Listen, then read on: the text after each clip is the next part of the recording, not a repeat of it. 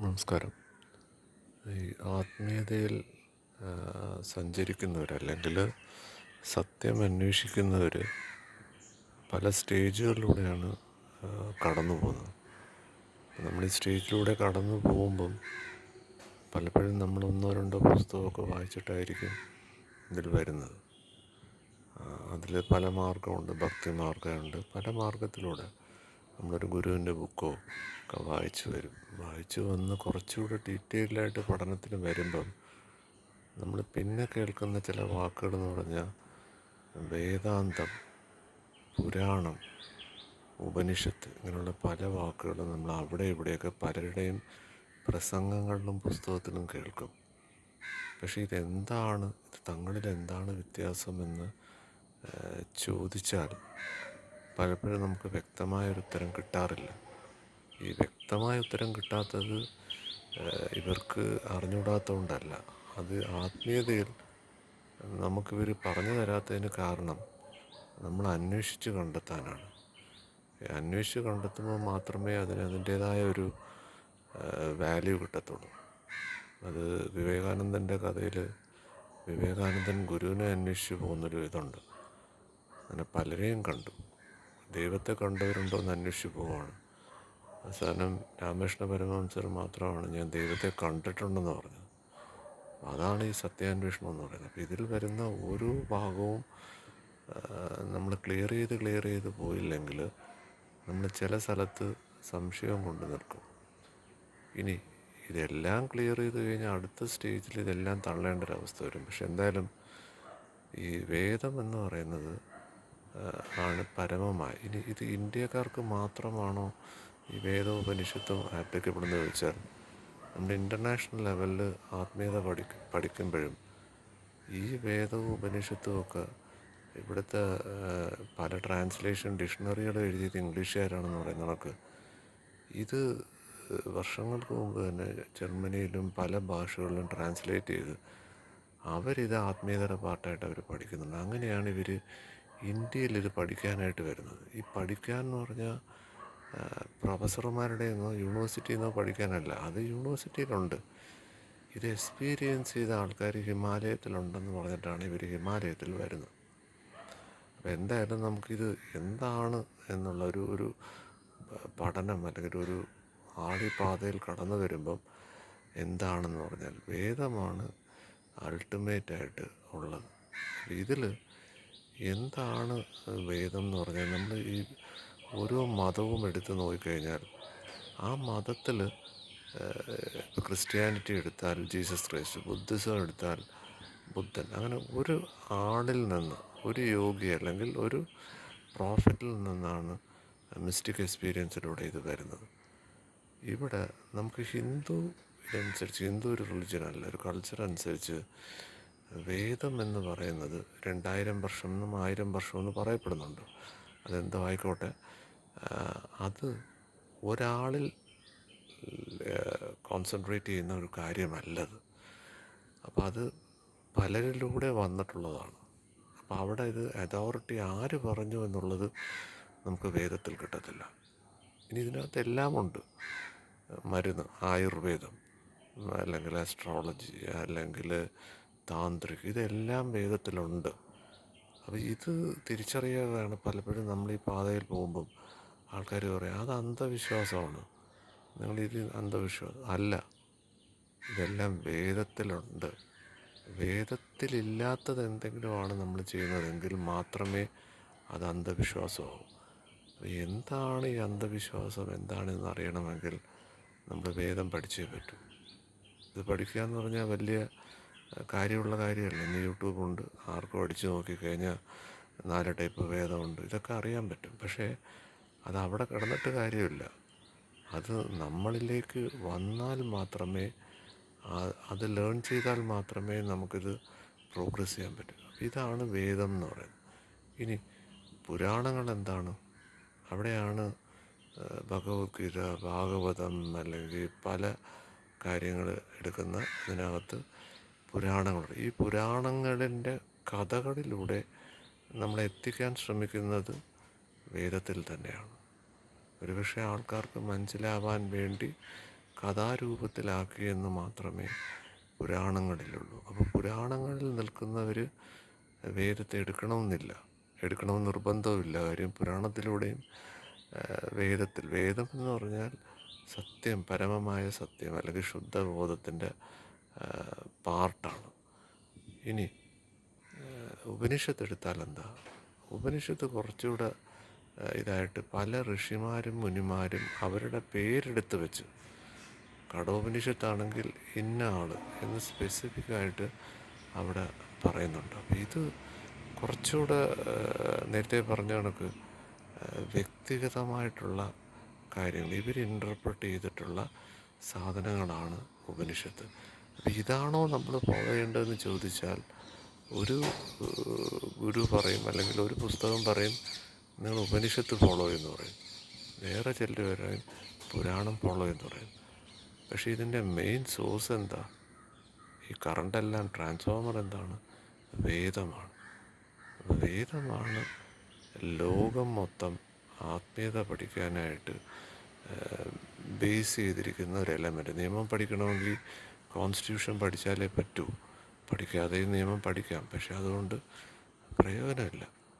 അതുകൊണ്ട് ആത്മീയതയിൽ കടക്കുന്നവർ ഈ 3 എണ്ണവും എന്താണെന്ന് മനസ്സിലാക്കുകയും ഈ 3-ലൂടെയും നമ്മൾ കടന്നു പോകുന്നുണ്ടോ, ഈ 3-ലൂടെയും കടന്നു പോകുമ്പം ഈ ഒറിജിനലായിട്ട് പറയുന്ന സാധനമാണോ നമ്മൾ ഫോളോ ചെയ്യുന്നത് എന്ന് ശ്രദ്ധിക്കുക.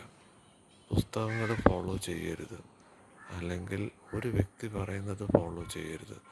കാര്യം ഒരു പുസ്തകം എഴുതുന്നത് ചിലപ്പോൾ ഒരാളുടെ എക്സ്പീരിയൻസോ അല്ലെങ്കിൽ അയാൾ പലതിൽ നിന്നും റിസർച്ച് നടത്തിയതായിട്ട് പബ്ലിഷ് ചെയ്തിട്ടുള്ള കാര്യങ്ങളാണ്. ഇത് അവരുടെ വേർഷനാണ്, നമ്മൾ നമ്മുടെ വേർഷനാണ് എടുക്കേണ്ടത്. അപ്പം നമ്മളാണ് ഇത് ലേൺ ചെയ്യേണ്ടത്. അപ്പോൾ ഇത് ഡെപ്തായിട്ട് പഠിക്കേണ്ടതും, ഇനി ഇത് പഠിച്ച് നമ്മൾ ആത്മീയമായി പുരോഗമിക്കുമോ എന്ന് ചോദിച്ചാൽ അവിടെയാണ് ഏറ്റവും പ്രസക്തമായ ഭാഗം. വിവേകാനന്ദനൊക്കെ പറയുന്നുണ്ട്, നിങ്ങൾ കൂടുതൽ വായിച്ചാൽ നിങ്ങൾക്ക് ഭ്രാന്താവും, ഇനി നിങ്ങളൊന്നും വായിച്ചില്ലെങ്കിൽ നിങ്ങൾ മണ്ടനാവും. അപ്പം ഇത് 18 പടികളിലേക്ക് നമ്മൾ കടക്കുമ്പോൾ നമ്മുടെ കാല് വഴുതി വീഴാതിരിക്കാൻ വേണ്ടി നമ്മൾ ശ്രദ്ധിക്കേണ്ട കാര്യങ്ങളാണ്. അപ്പോൾ എല്ലാം ആവശ്യമാണ്, കാരണം എല്ലാത്തിലും ഞാനുണ്ട് എന്ന് പറഞ്ഞാൽ പ്യുവർ കോൺഷ്യസ്നസ്, ശുദ്ധബോധം, അവയർനെസ്. പക്ഷേ എല്ലാം ഞാനല്ല എന്ന് അതിലും പറയുന്നുണ്ട്. അതെന്താണ്? അതാണ് ആത്മീയത. അത് നമ്മൾ തിരിച്ചറിഞ്ഞാൽ ഇത് വളരെ സിമ്പിളായിട്ടുള്ള കാര്യമാണ്. ഇതിന് കടുകട്ടി സംസ്കൃതവും വേണ്ട, ഏത് ലാംഗ്വേജിലും ഇന്ന് ഈ പറയുന്ന കാര്യങ്ങളെല്ലാം അവൈലബിളാണ്. യൂട്യൂബിൽ ചെന്ന് ഏത് ലാംഗ്വേജ് അടിച്ചാലും കിട്ടും. അപ്പം കാലം മാറി, ഇന്ന് ഇൻഫർമേഷൻ ഉണ്ട്, പക്ഷെ നോളജ് ഇല്ല.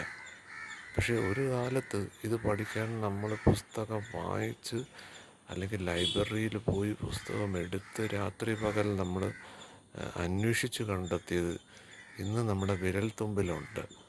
പക്ഷേ എന്നിട്ടും ഇത് ആൾക്കാർ ടാപ്പ് ചെയ്യുന്നില്ല, എന്നിട്ടും സംശയത്തിലാണ്. പല പല ലെവലിലാണ് ആൾക്കാർ സംസാരിക്കുന്നത്.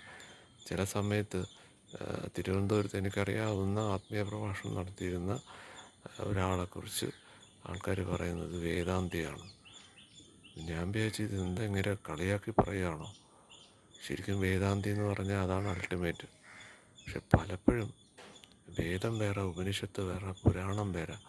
പുരാണം ഫോളോ ചെയ്യുന്നവർ അല്ലെങ്കിൽ മന്ത്രം പറയുന്നവർ ചെറുതാണെന്നും വലുതാണെന്നും ഉള്ള അഭിപ്രായം ഉയരാം. പക്ഷേ ആത്മീയപാതയിൽ പോകുന്ന ഓരോരുത്തരും ഇത് പേഴ്സണലി ചെക്ക് ചെയ്ത് കറക്റ്റ് ചെയ്ത് പോവുക. വേറൊരാൾ വന്ന് നമ്മളെ കറക്റ്റ് ചെയ്യുമോ, വേറൊരു പുസ്തകം വന്ന് നമ്മളെ കറക്റ്റ് ചെയ്യുന്നോ, അല്ലെങ്കിൽ ഒരു അമ്പലത്തിൽ നിന്നോ ഒരു മതത്തിൽ നിന്നോ ഇത് കിട്ടും എന്ന് ഒരിക്കലും പ്രതീക്ഷിക്കരുത്. അവിടെ എല്ലാം തടസ്സങ്ങളുണ്ട്. എന്താണ് തടസ്സം എന്ന് പറഞ്ഞാൽ ഇത് പരിധികളില്ലാത്തതാണ്. ഇത് ടൈമും സ്പേസിന് എബോവാണ്. ഇതിന് ലിമിറ്റില്ല, ബൗണ്ടറി ഇല്ല. പക്ഷെ നമ്മളൊരു വളയം വരച്ച് ഇവിടെ അവസാനിച്ചു എന്ന് പറഞ്ഞാൽ നമ്മുടെ സ്വാതന്ത്ര്യം അവിടെ അവസാനിച്ചു എന്നുള്ളതാണ്. അപ്പം എന്താണ് പറയുന്ന ഫ്രീഡം ഫ്രം ദ നോൺ എന്ന് പറഞ്ഞാൽ അറിഞ്ഞതിനെ തള്ളാനാണ്. എന്ന് പറഞ്ഞാൽ അറിഞ്ഞതിനെ തള്ളാൻ എന്ന് പറഞ്ഞാൽ കളയുക എന്നുള്ളതല്ല. പുതിയ പുതിയ അറിവുകൾ വരുമ്പം പഴയത് വേണ്ടായിക വരും. അതങ്ങനെയാണ്. നമ്മൾ സ്കൂളിൽ ഈ 4 വരി ഇതിലെഴുതിയാണ് എഴുതാൻ പഠിച്ചത്. എന്നിട്ട് പിൽക്കാലത്ത് നമ്മളത് എഴുതുന്നതിനെ കുറിച്ച് കളിയാക്കിയിട്ട് കാര്യമില്ല. പക്ഷെ അത് നമ്മളും തള്ളും. പിന്നെ ഇതൊക്കെ പറയുമ്പോഴും പഠനത്തിലൂടെ മാത്രമല്ലെന്നും മുൻജന്മങ്ങളിലൂടെയും കടന്നു വരും എന്നൊരു വേർഷനും പറയുന്നുണ്ട്. ഈ മുൻജന്മമൊന്നും ആരും വിശ്വസിക്കരുത്, അത് തട്ടിപ്പാണ് എന്ന് തന്നെ പറയും. പക്ഷേ മുൻജന്മത്തിലൂടെ ആർക്കും പോകാൻ പറ്റുമെന്നും അതിലൂടെ പോയവരുണ്ടെന്നും പറയുമ്പോൾ നമുക്ക് പോകാൻ പറ്റിയോ? അതാണ് ഈ വേദത്തിൽ പറയുന്നത്, ഉപനിഷത്തിൽ പറയുന്നത്, പുരാണത്തിൽ പറയുന്നത്. സാക്ഷാൽ കൃഷ്ണൻ പറയുന്നുണ്ട്, അർജുന, നീ ഞാൻ പറയുന്നത് കൊണ്ട് നീ കേൾക്കരുത്, യുക്തിയുക്തം നീ മനസ്സിലാക്കിയാൽ എന്ന് പറഞ്ഞാൽ നമുക്ക് ബോധ്യപ്പെട്ടാൽ മാത്രം നമ്മൾ അംഗീകരിച്ചാൽ മതി. മുൻജന്മം നമുക്ക് ബോധ്യപ്പെട്ടില്ലെങ്കിൽ നമ്മൾ അംഗീകരിക്കേണ്ട. എന്ന് ബോധ്യപ്പെടുന്നോ അന്ന് അംഗീകരിച്ചാൽ മതി. നമ്മൾ ആരുടെയും അടിമകളല്ല ആത്മീയതയിൽ. അത് നമ്മൾ മനസ്സിലാക്കി മുമ്പോട്ട് പോയില്ലെങ്കിൽ നമ്മൾ വാതിലുകൾ അടച്ചിട്ടിട്ടിരിക്കുകയാണ്. വാതിലുകൾ അടച്ചിട്ടാൽ അതിലൂടെ എങ്ങനെ വെളിച്ചം വരും? സെൻറ്റ് ബുദ്ധിസത്തിൽ പറയുന്നത്, കപ്പ് നിറച്ച് നിങ്ങൾ ചായയോ വെള്ളം നിറച്ച് വെച്ച് പിന്നെ എവിടെ ഒഴിക്കും? ശുദ്ധബോധം പിന്നെ എങ്ങനെ നമ്മളിൽ കടന്നു വരും? സ്വാതന്ത്ര്യം വേണം, ഒന്നിനെയും തള്ളാനല്ല. കാര്യം എല്ലാത്തിലുമുണ്ട്, ജഡവും ബോധവുമില്ല, ജഡവും ബോധവുമുണ്ട്, രണ്ടിലും പ്യുവർ കോൺഷ്യസ്നെസ് ആണ് എന്ന് നമ്മൾ 18 പടി കടക്കുമ്പോൾ നമുക്ക് മനസ്സിലാവും. അതുവരെയും പഠനം തുടരുകയും ഒരു കാരണവശാലും ഒരു പുസ്തകവും ഒരാളും പറയുന്നത് വിശ്വസിക്കരുത്. നമുക്ക് നേരിട്ട് ബോധ്യപ്പെടാതെ ഒരു കാര്യവും ഇതിനകത്ത് അംഗീകരിക്കരുതെന്ന് പറയുന്ന ഈ സ്വാതന്ത്ര്യമാണ് സ്പിരിച്വാലിറ്റിയുടെ ഏറ്റവും വലിയ സൗന്ദര്യം. നമ്മൾ ഈ സൗന്ദര്യം ഓരോ ദിവസവും നഷ്ടപ്പെടുത്തിക്കൊണ്ടിരിക്കുകയാണ്. അതുകൊണ്ട് ഈ സത്യാന്വേഷണം എന്നുള്ളത്, ഇനി സത്യം എന്താണെന്ന് പല ഡെഫിനിഷൻ പലതിലും പറയുന്നുണ്ട്. എല്ലാത്തിൻ്റെയും എസൻസ് ഒന്നാണ്. അപ്പം പലതിൻ്റെയും സാരം ഒന്നാണ്. പല മതങ്ങളിലെയും പല ഇതിൻ്റെയും ഉപനിഷത്തുകൾ പലതുണ്ടെങ്കിലും 100ഓളം ഉപനിഷത്തുണ്ട്, വേദം 4 ഉണ്ട്. പക്ഷേ ഇതെല്ലാം 4ആണോ 100ആണോ എന്നുള്ളതല്ല, ഇതിൻ്റെ എസൻസ് ഒന്നാണെന്നുള്ളതാണ് നമ്മൾ തിരിച്ചറിയേണ്ടത്. അപ്പം പഠനം വളരെ അത്യാവശ്യമാണ്. ആ പഠനത്തിൻ്റെ ഭാഗമായിട്ടാണ് നമ്മൾ പലരെയും ഇൻ്റർവ്യൂ ചെയ്യുന്നത്, പലരെയും കാണുന്നത്. അപ്പോൾ ഒരാൾ ഇതിനകത്ത് ഇതുമായിട്ട് യോജിക്കുന്നില്ലെങ്കിൽ ആളെ എതിർക്കണ്ട, ആളത് പറഞ്ഞോട്ടെ, ആളും ഇതിലേക്ക് തിരിച്ചു വരും. അതിപ്പോൾ 1-ാം ക്ലാസ്സിൽ പഠിക്കുന്നവർ 10-ാം ക്ലാസ്സിൽ ഉള്ളവർ പറയുന്നത് മനസ്സിലാവത്തില്ല. ഫിസിക്സ് നമ്മൾ 3-ാം ക്ലാസ്സിൽ പഠിച്ചതല്ല 10-ാം ക്ലാസ്സിൽ. കോളേജിൽ വരുമ്പോൾ അതല്ല, സ്പിരിച്വാലിറ്റിയിൽ വരുമ്പോൾ അൾട്ടിമേറ്റ് ക്വാണ്ടം ഫിസിക്സ് പറയും. അപ്പോൾ അതിൽ റിസർച്ച് നടത്തിയ ഒരാൾക്കാണെങ്കിൽ അയാൾ തിരിഞ്ഞ് നോക്കിയാൽ മതി, അയാൾ സ്കൂളിൽ പഠിച്ചിരുമ്പോൾ വിചാരിച്ചതല്ല അയാളിപ്പോൾ പറയുന്നത്. അപ്പം ഈ ഒരു ലെവലിൽ പ്രോഗ്രസ് ചെയ്യാനുള്ളൊരു സ്വാതന്ത്ര്യം മതങ്ങളിലില്ല, ആശ്രമങ്ങളിലില്ല, പുസ്തകത്തിലില്ല. അതുകൊണ്ട് ഒരു കാരണവശാലും നമ്മളെ എവിടെയും കെട്ടിയിടരുത്. ആ ഒരു സ്വാതന്ത്ര്യത്തിലൂടെ കടന്നു പോകുന്ന ആ ഒരു സൗന്ദര്യം നമ്മളിതിൽ നഷ്ടപ്പെടുത്തുന്നുണ്ട് എന്നുള്ളത് തെളിച്ചമാണ്. ഇതെങ്ങനെ പറയുന്നു എന്ന് വെച്ചാൽ, പലരെയും ഇൻ്റർവ്യൂ ചെയ്യുമ്പം, ഇതിലെത്തിയിട്ടുള്ളവരെ ഇൻ്റർവ്യൂ ചെയ്യുമ്പം എത്തിയ ആൾക്കാർ ഈ സ്വാതന്ത്ര്യം നമുക്ക് തരുന്നുണ്ട്. പക്ഷേ അവർ ചില ചോദ്യങ്ങൾ നമ്മളോട് ചോദിക്കുമ്പം നമ്മൾ വളരെ താഴെ ലെവലിലാണെന്ന് അവർ മനസ്സിലാക്കിക്കൊണ്ടാണ് അവരടുത്തത് നമുക്ക് പറഞ്ഞു തരാത്തത്. അതേസമയം ഇവർ നമുക്ക് പറഞ്ഞു തരുന്നത് എന്താണെന്നുള്ളത്, നമ്മൾ എവിടെയാണോ സ്റ്റക്കായിരിക്കുന്നത് ആ പോയിൻ്റ് ഇവർ റിലീസ് ചെയ്ത് തരും. പക്ഷേ അടുത്ത പോയിൻ്റിൽ നമ്മൾ കടന്നാലേ പിന്നെ അവരടുത്തത് ഓപ്പൺ ചെയ്യൂ. ഞാൻ പറയുന്നത് വ്യക്തിയല്ല. ഈ ശുദ്ധബോധം എന്ന് പറയുന്നത്, ഈ യൂണിവേഴ്സൽ കോൺഷ്യസ്നെസ് എന്ന് പറയുന്ന ഒരു ഉണ്ട്, ആകാശിക് റെക്കോർഡ് എന്നൊക്കെ പറയും. എന്ന് പറഞ്ഞാൽ നമ്മൾ ടാപ്പ് ചെയ്യുന്നത് വ്യക്തികളെ അല്ല, നമ്മളൊരാളെയോ അല്ല. ഈ ചോദ്യം നമ്മുടെ ഉള്ളിലേക്ക് വരുമ്പം നമ്മുടെ ഇൻഡ്യൂഷനിലൂടെ ഇത് കടന്നു വരും. വിവേകാനന്ദന് രാമകൃഷ്ണ പരമഹംസരിൽ എത്തിച്ചത് വെറും ഫിസിക്കൽ അന്വേഷണത്തിലല്ല, അതാ ചിന്തയിലൂടെയാണ്. അപ്പോൾ തോട്ടിന് അത്രയും പവറുണ്ട്. നമ്മൾ എന്ത് അന്വേഷിച്ചാലും, അതാണ് പറയുന്നത്, അന്വേഷിച്ചാൽ കണ്ടെത്തും, നോക്ക് the door will be open. അപ്പോൾ എന്താണ് എന്നുള്ളത് നമ്മൾ വിചാരിച്ച് ഈ അന്വേഷണം എന്ന് പറഞ്ഞാൽ ഹിമാലയമാണെന്നും അല്ലെങ്കിൽ ഒരു ആശ്രമമാണെന്നും ഒരു അമ്പലമാണെന്നും നമ്മൾ വിചാരിച്ചത് തെറ്റില്ല. കാര്യം എന്താ, നമ്മുടെ അറിവ് അവിടെ വരെ ലിമിറ്റ് ചെയ്തിട്ടുണ്ട്. അപ്പോൾ അതിനപ്പുറത്തേക്ക് കടന്നിട്ടുള്ള ആൾക്കാരെ കാണുമ്പം, അല്ലെ അവരെ മീറ്റ് ചെയ്യുമ്പം, അവർ നമ്മളോട് സംസാരിക്കും. ഇവരെല്ലാം നമ്മളോട് സംസാരിക്കും. ഇന്ന് ജീവിച്ചിരിക്കുന്ന ഏറ്റവും വലിയ ആൾക്കാർ നമുക്ക് പേഴ്സണലി കാണാൻ പറ്റും, അവരുമായിട്ട് സംസാരിക്കാൻ പറ്റും. എക്കാലത്തും ആത്മീയതയുടെ ഒരു സൗന്ദര്യം അതാണ്. തിരുവനന്തപുരത്തായിക്കോട്ടെ, അല്ലെങ്കിൽ പറയപ്പെടുന്ന മായമ്മയായിക്കോട്ടെ, ഈ പറഞ്ഞ രമണ മഹർഷി ആയിക്കോട്ടെ, ചട്ടമ്പി സ്വാമികളായിക്കോട്ടെ, ഇവരെയെല്ലാം കണ്ടവർ ഇൻ്റർവ്യൂ ചെയ്തത് റെക്കോർഡ് ചെയ്തിട്ടുണ്ട്. നമ്മളിത് ശ്രദ്ധിച്ച് ഒരു കാര്യം മനസ്സിലാകാൻ പറ്റും.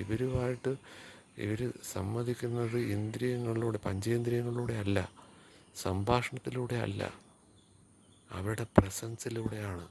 ഇനി അവരുടെ ശരീരമില്ലെങ്കിൽ പോലും അവരുമായിട്ട് നമുക്ക് കണക്ട് ചെയ്യാൻ പറ്റും, 100% കണക്ട് ചെയ്യാൻ പറ്റും. അപ്പോൾ ആരുമായിട്ട് നമുക്ക് കണക്ട് ചെയ്യാനും സാധ്യമാണ്. നമ്മുടെ മുൻജന്മങ്ങളിൽ പോകാൻ സാധ്യമായിട്ട് നമുക്ക് രമണ മഹർഷിയെ കണക്ട് ചെയ്യണോ, ശുദ്ധിസായി കണക്ട് ചെയ്യണോ, സത്യസായി കണക്ട് ചെയ്യണോ, ആരെ വേണമെങ്കിലും കണക്ട് ചെയ്യണം. ഇനി ജീവിച്ചിരിക്കുന്ന ഒരാളുമായിട്ട് എമ്മിനെ കണക്ട് ചെയ്യണോ, അല്ലെ അമൃതാനന്ദമയെ കണക്ട് ചെയ്യണോ, നമുക്ക് ഇവരായിട്ട് സംവദിക്കാൻ പറ്റും. നമുക്ക് ഫിസിക്കലായിട്ട് ഇവരെ പോയി കാണേണ്ട കാര്യമില്ല എന്ന് ഇന്ന് ശാസ്ത്രം തെളിയിച്ചു കഴിഞ്ഞു. നമ്മുടെ ശരീരത്തിൽ നിന്നും നമുക്ക് ട്രാവൽ ചെയ്യാമെന്നും, ഈ ശങ്കരാചാര്യരൊക്കെ എങ്ങനെയാണ് ഇന്ത്യ 3-4 തവണ യാത്ര ചെയ്തത്? അതെങ്ങനെയാണ്? ഒരിക്കലും സാധ്യമല്ല അന്നത്തെ കാലത്ത്. ഇന്ന് സാധ്യമാണ്. എന്ന് 500 ദിവസം കൊണ്ട് ഇന്ത്യ മൊത്തം നടന്നു വന്നു. അപ്പോൾ അത് സാധ്യമാണ്. അന്ന് ഈ കാടും ഇതുമുള്ള വന്യമൃഗങ്ങളുള്ള സമയത്ത് അതെങ്ങനെ സാധിച്ചു?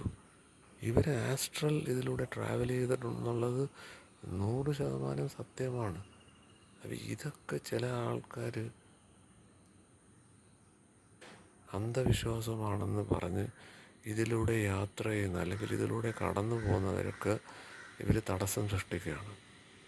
അവർ പറയുന്നത് നമ്മൾ കേൾക്കുക. കാര്യം ഇതിനകത്ത് അന്ധവിശ്വാസം ഫോളോ ചെയ്യുകയും പ്രൊമോട്ട് ചെയ്യുകയും ഇതൊരു ബിസിനസ്സായിട്ട് കൺവേർട്ട് ചെയ്യുന്ന ആൾക്കാരുണ്ട്. അവരെ തിരിച്ചറിയാൻ വേണ്ടിയാണ് ഇതിനെ എതിർക്കുന്നവർ പറയുന്നത്. അതും കേട്ട് തന്നെ നമ്മൾ മുമ്പോട്ട് പോകണം. ഈ യാത്രയിൽ ഇത് പ്രോഗ്രസ് ചെയ്ത് പോകുമ്പോഴാണ് ഇത് ഓപ്പൺ ചെയ്യുന്നത്. നമ്മൾ ഈ ഒരു ചർച്ചയിൽ തുടക്കം സംസാരിച്ചത് വേദം, പുരാണം, ഉപനിഷത്ത്. ഇത് ഇന്ത്യയുടെ മാത്രമല്ല, ലോകത്തെ 276 രാജ്യങ്ങളിൽ നമ്മളെടുത്താലും, അവിടുത്തെ മതങ്ങളെല്ലാം നമ്മളെടുത്താലും, അവിടുത്തെ ആത്മീയ ഗുരുക്കളെ എടുത്താലും, ഇവരെല്ലാം പറയുന്നത് ഇത് തന്നെയാണ്. എന്നാൽ ഇത് ഫോളോ ചെയ്യാത്ത രാജ്യങ്ങളിൽ നമ്മളെടുത്താൽ അവിടെയും ഇതിൻ്റെ എസൻസ് ഒന്നാണ്. അപ്പോൾ എന്താണ് ആൾക്കാർ തർക്കിക്കുന്നത്, എന്താണ് വാദിക്കുന്നതെന്ന് ചോദിച്ചാൽ, എവിടെ തർക്കമുണ്ടോ, എവിടെ വാദമുണ്ടോ, ശങ്കരാചാര്യർ വരെ തർക്കിച്ചു ജയിച്ചു എന്നാണ് പറയുന്നത്. അപ്പോൾ എന്തിനു തർക്കിച്ചു എന്ന് ചോദിച്ചാൽ, അത് നമ്മളിലുള്ള അത് തെളിയാൻ വേണ്ടിയാണ് ഈ തർക്കം വരുന്നത്. ഈ തർക്കം കഴിഞ്ഞ് ഒരു സ്റ്റേജ് വരുമ്പം ഇത് തെളിഞ്ഞു വരുമ്പോഴും തർക്കിക്കുന്നവരവിടെ നിന്ന് തർക്കിക്കുന്നുണ്ട്. പക്ഷേ അവരുമായിട്ട് തർക്കത്തിലാണോ നമ്മൾ ഏർപ്പെടുന്നത്, അല്ലെങ്കിൽ നമ്മൾ അവർക്കിത് പറഞ്ഞു കൊടുക്കുന്നുണ്ടോ? ഇനി പറഞ്ഞു കൊടുത്തിട്ട് അവർ കേൾക്കുന്നില്ലെങ്കിൽ അവിടെയും നമ്മൾ അവരെ നിർബന്ധിക്കാൻ പാടില്ല. കാര്യം നമ്മളൊരു അതോറിറ്റി ആവാൻ പാടില്ല, അല്ലെങ്കിൽ നമ്മളെ തന്നെ ആൾദൈവങ്ങളാവാൻ പാടില്ല, അല്ലെങ്കിൽ ഒരു ദൈവത്തിൻ്റെ വേഷം വരാൻ പാടില്ല. അങ്ങനെ വരുമ്പോൾ എന്ത് പറ്റും? ഇവർ നമ്മുടെ കാൽക്കൽ വന്ന് വീഴും. ഇവർ അവിടെ അവസാനിക്കും ഇവരുടെ ആത്മീയത. അപ്പോൾ സ്വാതന്ത്ര്യത്തോടെ ഇവർ മൂവ് ചെയ്യത്തില്ല. കാര്യം എന്ന് വെച്ചാൽ, ഇവർക്ക് ആവശ്യമുള്ളത് എന്താണ്, മനുഷ്യന് ആവശ്യമുള്ളത്, അവന് കുറേ പ്രോബ്ലം കാണും, അല്ലെ സാമ്പത്തിക പ്രശ്നങ്ങൾ കാണും. ഇതിൽ നിന്ന് അവന് മുക്തി കിട്ടണം. ഇത് നമ്മളുടെ അടുത്ത് വരുമ്പം ഇവർക്കിത് കിട്ടുമ്പോൾ എന്താ, അവർ പിന്നെ വേറെ എവിടെയും പോകണ്ടല്ലോ, അവർ നമ്മുടെ കയ്യിൽ വന്നാൽ മതിയല്ലോ. ഇപ്പം എവിടെയെങ്കിലും നിധി ഉണ്ടെന്ന് പറഞ്ഞാൽ നിധി അന്വേഷിച്ച് പോകുന്നവർ അവിടെ ചെന്ന് അവിടെ ഇഷ്ടംപോലെ നിധി ഉണ്ടെങ്കിൽ അവരവിടെ നിൽക്കും എന്ന് പറയുന്നത് പോലെ ഇത് ഈ ആത്മീയതയിൽ ഈ ആത്മീയത എന്ന് പറയുന്നത് ശരിക്കും പറഞ്ഞാൽ സത്യം അന്വേഷിക്കുന്നവർക്ക് മാത്രമാണ്. അല്ലാതെ അമ്പലത്തിൽ പോകുന്നവർക്കോ മന്ത്രം പറയുന്നവർക്കോ ഗായത്രി മന്ത്രമോ അല്ലെങ്കിൽ വിഷ്ണു സഹസ്രനാമമോ ഡെയിലി പറയുന്നവർ അത് പറഞ്ഞോട്ടെ, അവരും വേദത്തിൽ തന്നെയാണ്, സത്യത്തിൽ തന്നെയാണ്. പക്ഷേ ശുദ്ധബോധത്തിലാണോ എന്ന് ചോദിച്ചാൽ അവർ പ്യുവർ കോൺഷ്യസ്നെസ്സിലല്ല, അവർ അവയർനെസ്സിലല്ല. അവർ 18 പടികളിൽ കടന്നു വന്നുകൊണ്ടിരിക്കുകയാണ്. നമ്മൾ അവരെ ശല്യം ചെയ്യൂ, അവർ നമ്മളെ ശല്യം ചെയ്യാതിരിക്കുക. ആത്മീയതയിൽ ഇത്രമേ ഉള്ളൂ. നമുക്ക് കിട്ടാനുള്ളത് നമ്മൾ ആൾക്കാരോട് ചോദിക്കുക, അവർ തരുന്നെങ്കിൽ വാങ്ങിക്കുക, അല്ലെങ്കിൽ നമ്മൾ തന്നെ അന്വേഷിക്കുക. അവിടെ എല്ലാം ശ്രദ്ധിക്കേണ്ട കാര്യം പഞ്ചേന്ദ്രിയങ്ങളിലൂടെ ഇത് വരത്തില്ല. ഇത് ഇൻറ്റ്യൂഷൻ പവറിലൂടെ നമ്മുടെ പുസ്തകം നമ്മൾ തുറക്കുമ്പം നമ്മളിൽ തന്നെ ഇത് ഉദിച്ചു വരും. ആകാശിക് റെക്കോർഡിൽ നിന്ന് ഇത് ഓപ്പണായി വരും. അപ്പം ഇതൊക്കെ പറയാനോ ഇതൊക്കെ ഒരു സാധാരണ ലെവലിൽ ചിന്തിക്കാനോ വളരെ ചുരുക്കം ആൾക്കാരേ ഉള്ളൂ. സീരിയസ് ആയിട്ട് ഈ പഠനം നടത്തുന്ന വളരെ കുറച്ച് പേരേ ഉള്ളൂ. ഇനി ക്ലാസ് എടുക്കുന്നവർ ഇഷ്ടം പോലെയുണ്ട്. കാര്യം ക്ലാസ് ആർക്ക് വേണമെങ്കിലും എടുക്കാം. പഠിപ്പിക്കാനുള്ളൊരു ചാതുര്യം ഉണ്ടെങ്കിൽ അവരേതൊരു സബ്ജക്റ്റ് പഠിപ്പിക്കുന്നതാണ്, നിയമമോ അല്ലെങ്കിൽ ഇംഗ്ലീഷോ അല്ലെങ്കിൽ മലയാളമോ ഏത് ഇത് പഠിപ്പിക്കുന്ന ഒരാൾക്കും ഇത് പഠിപ്പിക്കാം. പക്ഷേ പഠിപ്പിക്കുന്നവർക്കും അതുകൊണ്ട് പ്രയോജനം വരത്തില്ല, കേൾക്കുന്നവർക്കും പ്രയോജനം വരത്തില്ല. കാര്യം ഇത് അനുഭവത്തിലൂടെ വരേണ്ട ഒരു കാര്യമാണ്. അപ്പോൾ ആ ഒരു തിരിച്ചറിവിലൂടെ നമ്മൾ മുമ്പോട്ട് ആത്മീയതയിൽ പോയില്ലെങ്കിൽ പല സ്ഥലത്തും നമ്മൾ പെട്ടുപോകും. ഇനി ഇതിലേറ്റവും രസകരമായ കാര്യം, ഇതിലൂടെ കടന്നു പോകുമ്പം സിദ്ധികൾ വരും. ഇപ്പം ഹീലിംഗ് എന്നൊക്കെ പറയുന്നത് എല്ലാ ആൾക്കാരുടെ അസുഖങ്ങൾ മാറിയിട്ടുണ്ട്, ആൾക്കാരുടെ പ്രശ്നങ്ങൾ മാറും. കാര്യം ഹൈ ലെവൽ ഓഫ് എനർജി നമ്മളിലേക്ക് ഉള്ളപ്പം ഈ സിദ്ധികൾ ഓട്ടോമാറ്റിക്കായിട്ട് വരും. പക്ഷേ ഇതെടുത്ത് പ്രയോഗിക്കുമ്പോൾ എന്താ പറ്റുമെന്ന് പറഞ്ഞാൽ നമ്മളവിടെ സ്റ്റക്കാവും. നമ്മുടെ കൂടെ നിൽക്കുന്നവർ നമ്മളെ ദൈവമായി കണ്ട് അവരവിടെ നിൽക്കുകയും ചെയ്യും. ഇതാണ് ഇതിനകത്തുള്ള ഏറ്റവും വലിയ അപകടം. ഇനി ഇത് ചെയ്യാമോ ചെയ്തൂടെ എന്നൊക്കെ ഉള്ളത് വളരെ വ്യക്തിപരമാണ്. അത് ഓരോരുത്തർക്കും അങ്ങനെ ചെയ്യണമെങ്കിൽ ചെയ്യാം. പക്ഷേ ശുദ്ധബോധം അതാണോ, പ്യുവർ കോൺഷ്യസ്നെസ് അതാണോ എന്ന് ചോദിച്ചാൽ നമുക്ക് പേരെടുത്ത് പറയണമെങ്കിൽ നമുക്ക് ജിത്തു കൃഷ്ണമൂർത്തിയെ പറയാം. വേൾഡ് ടീച്ചറാണ്, അതിന് താഴോട്ട് ആരും നമുക്ക് പറയാനില്ല. ഇനി ഇന്ത്യ എടുത്ത രമണ മഹർഷിയെ പറയാം. ഇങ്ങനെ ലോകത്ത് പല വ്യക്തികളുമുണ്ട്. നമ്മൾ ഇന്ത്യയിലായതുകൊണ്ട് ഇവരുടെ പേര്, ഇവരെന്താണ് ഫോളോ ചെയ്തത്, ഇവർ എന്തെങ്കിലും പ്രവൃത്തി ചെയ്തോ, ഇവർ പ്രസംഗിച്ചോ, ഇവരെന്തിനു പ്രസംഗിച്ചു, ഇവരെ കേട്ട് ആരെങ്കിലും നന്നായോ, ഇവർ പറഞ്ഞത് യഥാർത്ഥത്തിലുള്ള ശുദ്ധബോധമാണോ എന്ന് നമ്മൾ പഠിക്കുക എന്നുള്ളതാണ്. അല്ലാതെ ഇവർ പറഞ്ഞ വാക്കുകൾ നമ്മൾ റിപ്പീറ്റ് ചെയ്താൽ അത് ആത്മീയതയല്ല. ശുദ്ധബോധത്തിൽ സംഭവിക്കുന്നത് വളരെ സ്വതന്ത്രമായി നമ്മളുടെ ഇത് ഒഴുകുന്നതാണ്. ആ എനർജി നമ്മളിലൂടെ ഒഴുകുമ്പോൾ നമുക്ക് ചുറ്റുമുള്ള കാര്യങ്ങൾ നമുക്ക് തുറന്നു വരും. അപ്പം ഇതല്ലാതെ ഇതൊരു ദൂരപ്രദേശത്തോ ഇതൊരു വസ്തുവിലോ ആണെന്ന് നമുക്ക് തോന്നും. നമ്മളെല്ലാം ചെയ്യുന്നവരാണ്, നമ്മളെല്ലാം ദിവസം പള്ളിയിൽ പോകുന്നവരാണ്, അല്ല 5 നേരം നിസ്കരിക്കുന്നവരാണ്, അല്ല അമ്പലങ്ങളിൽ പോകുന്നതാണ്. പല മന്ത്രവും നമ്മൾ പ്രയോഗിക്കുന്നുണ്ട്, പല താന്ത്രിക് പ്രാക്ടീസും നമ്മൾ അറിഞ്ഞും അറിയാതെയും പ്രാക്ടീസ് ചെയ്യുന്നുണ്ട്. ഇത് അന്ധവിശ്വാസമല്ല, ഇത് വേദത്തിലുണ്ട്. പക്ഷേ നമ്മളിത് എന്താവശ്യത്തിന് ഉപയോഗിക്കുന്നു എന്നുള്ളത് നോക്കുക. നമ്മുടെ ശുദ്ധബോധത്തിന് വേണ്ടിയാണോ, അവയർനെസ്സിന് വേണ്ടിയാണോ, അല്ലെങ്കിൽ കാര്യസാധ്യത്തിന് വേണ്ടിയാണോ, ജഡത്തിന് വേണ്ടിയാണോ, അപരയ്ക്ക് വേണ്ടിയാണോ, അൺറിയലിന് വേണ്ടിയാണോ? ഇത് ആണ് ശരിക്കും പറഞ്ഞാൽ നമ്മൾ ഓരോ മൂമെൻറ്റും ഈ വാൾമുനയിൽ സഞ്ചരിക്കുന്നത് പോലെയാണ്. നമ്മൾ ഓരോ മൂമെൻറ്റിലും ഉർവശി രംഭ മേനക വന്ന് നമ്മൾ പിടിച്ച് താഴെ ഇടും. അപ്പോൾ അത് എന്തുകൊണ്ടാണെന്ന് പറഞ്ഞാൽ നമ്മുടെ മനസ്സിൽ ഇത് കട്ട പിടിച്ചിട്ടുണ്ട്. നമ്മുടെ ചുറ്റുമുള്ളവർ നമ്മളെ മത്സരത്തിൽ വരും. ഇപ്പം നമ്മൾ ആത്മീയ മേഖലയാണെങ്കിൽ അവർ ചോദിക്കും, നിങ്ങൾ എവിടെ എത്തി, നിങ്ങൾക്ക് കിട്ടിയോ, നിങ്ങൾക്ക് പാസ്റ്റ് ലൈഫിലേക്ക് പോകാൻ പറ്റുന്നുണ്ടോ, നിങ്ങൾക്ക് പവറുണ്ടോ, നിങ്ങളെന്താ ഇങ്ങനെ അങ്ങനെ എന്ന് അവിടെയും മത്സരമാണ്. പഠിക്കുന്ന കാലം തൊട്ടേ അല്ലെങ്കിൽ എന്ത് മേഖലയിലായിക്കോട്ടെ നമ്മളെ ഇവർ മത്സരിപ്പിക്കും. അത് ഈ നമുക്ക് ചുറ്റുമുള്ള ആൾക്കാരുടെ ഒരു രീതിയാണ്. കാര്യം അവർ ഭൗതികമായ കാര്യങ്ങളുടെ പുറയിലാണ്. ഈ ഭൗതികത വേണ്ടാന്ന് ഇതിനകത്ത് പറയുന്നില്ല. ഇനി നമ്മുടെ കയ്യിൽ പൈസ ഉണ്ടെങ്കിൽ ഇവർ പറയും പൈസ ഉള്ളതുകൊണ്ട് നമ്മളിതിനെതിര് പറയുന്നെന്ന് പറയും. അങ്ങനെയല്ല ഇത്. ഈ പാതയിൽ കടക്കുമ്പം നമ്മളെ തെറ്റിക്കാൻ വേണ്ടിയാണ് ഇവരെ നമ്മൾ മത്സരബുദ്ധിയാക്കുന്നത്. ഇനി മത്സരബുദ്ധി ആത്മീയതയിലുണ്ട്. നമ്മൾ ഉപനിഷത്ത് വായിച്ചില്ലെങ്കിൽ പറയാം നിങ്ങൾക്ക് ഉപനിഷത്ത് അറിഞ്ഞൂടെ, ശരി ജിദ്ദു അറിഞ്ഞൂടെ, ഇങ്ങനെ നമ്മളെ നിരന്തരം വായനയിൽ ഏർപ്പെടാക്കവർ. അപ്പം നമ്മളിങ്ങനെ പലത് വായിക്കണോ? നമ്മളെല്ലാം മുരുകനും ഗണപതിയും മത്സരത്തിന് ഒരാൾ ലോകം മൊത്തം ചുറ്റും, ഒരാൾ അച്ഛനും അമ്മയും മാത്രം ചുറ്റി എന്ന് പറയുന്ന കണക്ക് ആ അച്ഛനും അമ്മയും നമ്മളാണ്. നമ്മുടെ പുസ്തകമാണ് നമ്മൾ തുറക്കേണ്ടത്. ഇതാര് പറഞ്ഞു തരുന്നു? ഒരാളും പറയുന്നില്ല. അവർ പറയുന്ന പുസ്തകം വായിക്കാനാണ്. പുസ്തകം ആരെഴുതിയതാണ്? ഇത് തിരിച്ചറിയാതെ ഈ മേഖലയിൽ ഒരു ഇഞ്ച് കടക്കാൻ പറ്റത്തില്ല.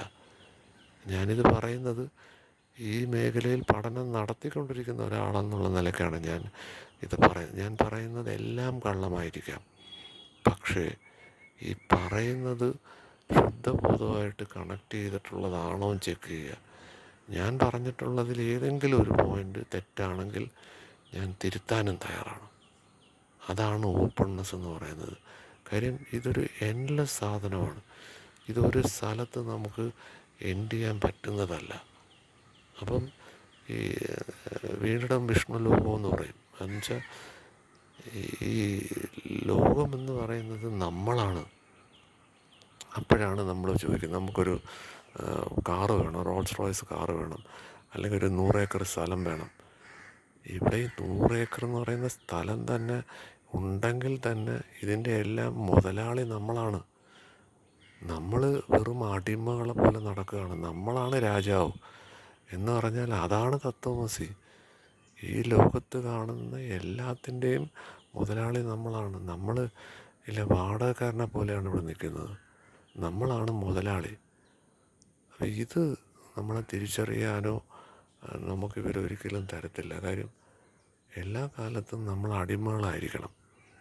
ലോകത്തെ 2% ആൾക്കാരാണ് രാജാക്കന്മാർ. ഭൗതികമായിട്ടാണ് ഞാൻ പറയുന്നത്.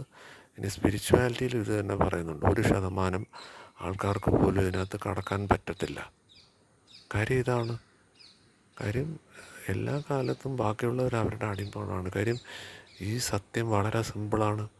പക്ഷേ ഈ സത്യം അന്വേഷിച്ച് ആൽക്കമിസ്റ്റ് എന്ന് പറയുന്ന ബുക്ക് ലോകത്തെ ഏറ്റവും കൂടുതൽ വിറ്റിട്ടുള്ള ബുക്ക്, അതിനകത്ത് ഇത് തന്നെയാണ് പറയുന്നത്. നിധി അന്വേഷിച്ച് ലോകം മൊത്തം പോവുകയാണ്. അവസാനം അവനവൻ തന്നെയാണ് നിധി എന്ന് തിരിച്ചറിയുന്ന അവസ്ഥയാണ്. പല പല ഉദാഹരണങ്ങൾ പറയും. ഒരാളൊരു പെട്ടിയുടെ പുറത്തുനിന്ന് യാചിക്കുകയാണ്. അയാൾ യാചിച്ച് അവസാനം പറയണം, നീ ഇരിക്കുന്ന സ്ഥലം നീ ഒന്ന് നോക്ക്. ആ പെട്ടി പുറത്ത് നോക്കുമ്പോൾ അതിനകത്ത് മൊത്തം സ്വർണ്ണ നാണയങ്ങൾ. അപ്പോൾ ഇതെങ്ങനെ നമ്മൾ ഉദാഹരണങ്ങളിലൂടെ പറയുന്നെങ്കിലും എങ്ങനെ നമ്മളിലേക്ക് തിരിയും എന്നുള്ളതിനെക്കുറിച്ച് യാതൊരു ധാരണയില്ല. ആൾക്കാർ ധ്യാനം എന്നാണ് പറയുന്നത്. ധ്യാനം എന്ന് പറഞ്ഞാൽ മെഡിറ്റേഷൻ. അതാണ് അടുത്ത ഏറ്റവും വലിയ തട്ടിപ്പ്. പ്രാണായാമ, ഇങ്ങനെ പല പേരുകളിൽ ഇവർ പറഞ്ഞ് നമ്മളെ കൊണ്ട് അതിനകത്ത് പിടിച്ചിട്ട് അതിനകത്ത് നമ്മളെ കെട്ടിയിടുന്ന വെറും അടിമകളാക്കുന്ന ഒരു ഏർപ്പാടാണ് നമുക്ക് ചുറ്റും. ഇത് വേണ്ടെന്നല്ല പറയുന്നത്, ഇതെല്ലാം വേണം. പക്ഷേ ഞാൻ പ്രാണായാമ ചെയ്യുന്നു, കഴിഞ്ഞ 10 വർഷം ചെയ്യുന്നു, ഞാൻ 30 വർഷം ധ്യാനം ചെയ്യുന്നു. എന്തിന്? എന്താ ആവശ്യം? അത് നമ്മളോട് ചോദിക്കണം. നിങ്ങൾ എന്തിനാണ് ഇത് ചെയ്തു തുടങ്ങിയത്? അത് മറന്നുപോയി. നിങ്ങൾ ആ സാധനത്തിൽ എത്തിയിട്ടുണ്ടെങ്കിൽ പിന്നെ നിങ്ങൾക്കത് വേണ്ട. ഈ കടൽ തീരത്ത് കപ്പലണ്ടി വിൽക്കുന്നവന് അവന് ഇംഗ്ലീഷ് പഠിക്കേണ്ട ആവശ്യമില്ല. അവൻ ഇംഗ്ലീഷ് പഠിച്ചു കഴിഞ്ഞാൽ അവൻ ചെന്ന് പിന്നെ ABCD പഠിക്കുന്നത് എന്തിനാ? ഒരാവശ്യമില്ല. അപ്പം നമ്മൾ എന്തൊക്കെ റിയലൈസ് ചെയ്തിട്ടുണ്ട്, എന്തൊക്കെ നമ്മുടെ മുൻ ജന്മങ്ങളിലൂടെ നമുക്ക് വന്നിട്ടുണ്ടെന്ന് നമ്മൾ തിരിച്ചറിയുകയും അവിടെ നിന്നാണ് നമ്മൾ പ്രോഗ്രസ് ചെയ്യേണ്ടത്. ഇത് നമ്മൾ അറിയാതെയാണ് നമ്മൾ പഠിച്ചത് പലതും പിന്നെയും പഠിക്കുകയാണ്. പഠിക്കാത്തത് പഠിക്കാനും തയ്യാറല്ല. കാര്യം ഇത് രണ്ടിൻ്റെ ഇടയ്ക്കുള്ള കടലിനും ചെകുത്താനും ഇടയ്ക്കാണ് നമ്മൾ നിൽക്കുന്നത്. അപ്പോൾ ഇത് നമ്മൾ തിരിച്ചറിഞ്ഞാൽ വളരെ സിമ്പിളാണ്. ഒരു ചെടിയൊക്കെ ഒരു പൂവൊക്കെ ഇങ്ങനെ ബ്ലോസം ചെയ്യുന്നത് പോലെ നാച്ചുറലായിട്ട് സംഭവിക്കേണ്ട ഒരു കാര്യത്തിന് നമ്മൾ എന്തെല്ലാം കാര്യങ്ങളാണ്, പുസ്തകങ്ങൾ, മന്ത്രം, പിന്നെ ആത്മീയ ഗുരുക്കന്മാർ, എന്തെല്ലാമാണ് നമ്മൾ പിടിച്ചു വെച്ചിട്ട് നമ്മളിതിലെത്തിയെന്ന് നമ്മൾ പറഞ്ഞുകൊണ്ടിരിക്കുകയാണ്. അല്ലെങ്കിൽ നമ്മൾ ചാരിറ്റി ചെയ്യുകയാണ്, എൻ്റെ കയ്യിലുള്ള പൈസ കൊടുക്കുന്നു, എൻ്റെ നോളജ് ഷെയർ ചെയ്യുന്നു. നിങ്ങൾ ആർക്ക് പൈസ കൊടുക്കുന്നു? നിങ്ങൾ ആർക്ക് ഈ നോളജ് ഷെയർ ചെയ്യുന്നു? ഇത് നിങ്ങൾ രണ്ടായി കണ്ടാലല്ലേ നിങ്ങൾക്ക് ചാരിറ്റി ചെയ്യാൻ പറ്റൂ. ഇനി നോളജ് നിങ്ങൾ ആർക്ക് ഷെയർ ചെയ്യുന്നു? അപ്പോൾ ഇതില്ലാതെ എങ്ങനെയാണ്? അപ്പം നമ്മൾ ചുമ്മാതിരിക്കാൻ പഠിച്ചിട്ടില്ല, ഇത് വെറുതെ ഇരിക്കുകയാണ്. നിങ്ങളാണ് ഈ ലോകം. നിങ്ങൾ രണ്ടായി കണ്ടാൽ കിണ്ടലുണ്ടാവും. നിങ്ങൾ ചാരിറ്റി ചെയ്താലും പ്രഭാഷണം ചെയ്താലും പുസ്തകം എഴുതിയാലും നിങ്ങൾക്ക് ദുഃഖമുണ്ടാവും. അതെല്ലാം നിങ്ങളുടെ ആഗ്രഹങ്ങളാണ്. ഇതാണ് ബുദ്ധനും പറയാൻ ശ്രമിച്ചത്. ബുദ്ധൻ ഇത് അന്വേഷിച്ചാണ് പോയത്. പക്ഷേ ബുദ്ധനെ അന്വേഷിച്ചിട്ട് തിരിച്ചു വന്നിട്ട് ബുദ്ധൻ ഒരു കാര്യം പറഞ്ഞു: അന്നേ എനിക്കിത് അറിയാമായിരുന്നെങ്കിൽ എനിക്കെൻ്റെ ഭാര്യയെ ഉപേക്ഷിക്കേണ്ടി വരത്തില്ലായിരുന്നെന്ന്. അപ്പോൾ ഇത് ഉപേക്ഷിക്കാനും പറയുന്നില്ല, എന്നാൽ ശുദ്ധബോധത്തിൽ കടക്കാൻ പറയുന്നുണ്ട്. ഞാൻ പറയുന്ന പല പോയിൻ്റുകളിലും കോൺട്രഡിക്ഷൻ ഉണ്ട് എന്ന് ഉറപ്പായിട്ടും ഒരു തോന്നൽ വരണം. ആ കോൺട്രഡിക്ഷനിലൂടെ തന്നെ പോകണം. അല്ലാതെ ക്ലിയറായിട്ടും നിങ്ങൾ ഇത് ചെയ്തു, ഇത് അല്ലെങ്കിൽ ഞാനിത് ചെയ്തു, ഞാൻ എന്നോട് പറഞ്ഞാൽ തന്നെ ഞാൻ തന്നെ എനിക്കൊരു തടസ്സമായി മാറുകയാണ്. അപ്പോൾ ഇത് ഞാൻ എൻ്റെ പഠനത്തിൽ എനിക്ക് പലരുമായിട്ട് സംസാരിച്ചപ്പം മനസ്സിലായ കാര്യങ്ങളാണ്. ചോദ്യം ഞാൻ പലരോടും ചോദിച്ചു: എന്താണ് ഒരാളെ വേദാന്തി എന്ന് വിളിക്കുന്നത്? എന്താണ്? ഉത്തരം കിട്ടിയില്ല. ഞാൻ തന്നെ കണ്ടെത്തിയ ഉത്തരം തന്നെയാണ് ഞാൻ ഈ പ്രഭാഷണത്തിൽ പറയുന്നത്. അപ്പോൾ ഇത് ഒരാൾക്ക് 5 മിനിറ്റിൽ കൂടുതൽ ഇന്ന് കേൾക്കാനുള്ള സമാധാനമില്ല. 30 മിനിറ്റൊക്കെ ഒരാളെ കേൾക്കുക എന്ന് പറയുന്നത് ഇന്നത്തെ കാലത്ത് ഇമ്പോസിബിളാണ്. ഞാനിത് യൂട്യൂബിലിടുന്നത് മറ്റൊരാൾ കേൾക്കാനല്ല. ശരിക്കും എനിക്ക് സംശയം വരുമ്പം എനിക്ക് കേൾക്കാനാണ്. ഞാൻ അക്കൂട്ടത്തിൽ ആരെങ്കിലും എവിടെയെങ്കിലും ജയകൃഷ്ണമൂർത്തിയൊക്കെ ജിത്തുകൃഷ്ണമൂർത്തിയൊക്കെ പറയുന്നുണ്ട്, എൻ്റെ പ്രഭാഷണം കേട്ട് ഒരാളും നന്നായെന്ന് എനിക്കറിയത്തില്ല. ആ വഴി കൂടെ പോകുന്ന ആരെങ്കിലും കേട്ട് നന്നായാൽ കൊള്ളാം. അതേ എസൻസിൽ തന്നെയാണ് ഞാൻ ഈ പ്രഭാഷണം യൂട്യൂബിൽ പോസ്റ്റ് ചെയ്യുന്നത്. Thank you. നന്ദി, നമസ്കാരം.